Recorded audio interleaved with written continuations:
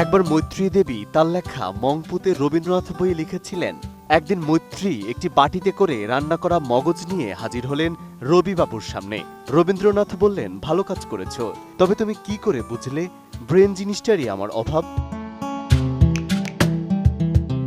রবি ঠাকুর এই ব্যাপারটি বুঝতে পারলেও আমরা বুঝতে বা মেনে নিতে বড়ই নারাজ।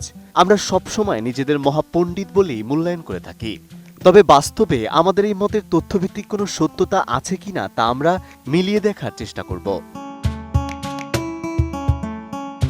আমরা এটিকে ইন্টেলিজেন্স কোশেন্ট বা আইকিউ দিয়ে পর্যালোচনা করে দেখব। ইন্টেলিজেন্স কোশেন্ট বা আইকিউ বলতে মূলত বুদ্ধিমত্তা পরীক্ষার ফলাফলকে বোঝায়। বাংলায় এর সহজ অর্থ বুদ্ধিমাত্রা।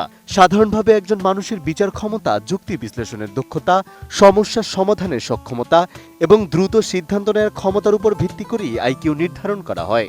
যদিও আইকিউ মাপার নির্দিষ্ট কোনো একক সূত্র নেই, তবু এটি দীর্ঘদিন ধরেই মানসিক সক্ষমতার একটি সূচক হিসেবে ব্যবহৃত হয়ে আসছে।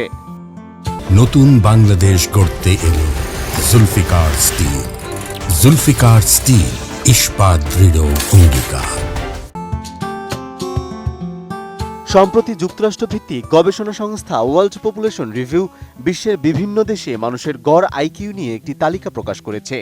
১৯৯টি দেশের তথ্য বিশ্লেষণ করে তৈরি করা এই তালিকাটি মূলত ব্রিটিশ মনোবিদ রিচার্ড লিনের পরিচালিত বিভিন্ন গবেষণার উপর ভিত্তি করেই করা হয়েছে। সর্বশেষ ২০২২ সালে প্রকাশিত এই তালিকায় গড় আইকিউ এর পাশাপাশি ইন্টেলিজেন্স ক্যাপিটাল ইন্ডেক্স এবং পিসা স্কোরও অন্তর্ভুক্ত ছিল।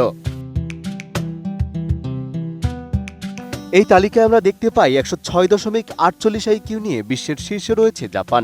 খুব কাছাকাছি অবস্থানে আছে তাইওয়ান ও সিঙ্গাপুর।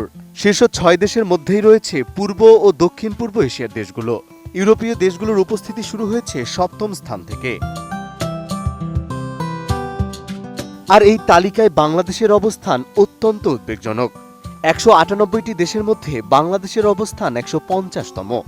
দেশের মানুষের গড় আইকিউ স্কোর মাত্র ৭৪.৩৩%। একই তালিকায় ভারত রয়েছে ১৪৩তম এবং পাকিস্তান রয়েছে ১২০তম স্থানে।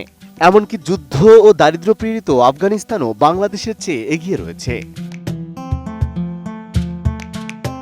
বিশেষজ্ঞদের মতে সাধারণভাবে আইকিউ স্কোর ৮৫ থেকে ১১৫ হলে তাকে স্বাভাবিক বুদ্ধিমাত্রা ধরা হয়। সেই বিবেচনায় বাংলাদেশের গড় স্কোর আন্তর্জাতিক মানের তুলনায় অনেক নিচে। যদিও গবেষকরা বলছেন শিক্ষা, পুষ্টি, সামাজিক পরিবেশ ও অর্থনৈতিক বাস্তবতায় আইকিউ স্কোরে বড় ধরনের প্রভাব ফেলে। তবুও এই পরিসংখ্যান বাংলাদেশের শিক্ষা ও মানব সম্পদ উন্নয়ন নিয়ে নতুন করে ভাবার ইঙ্গিত দিচ্ছে। মেহেদী হাসান, ATN নিউজ।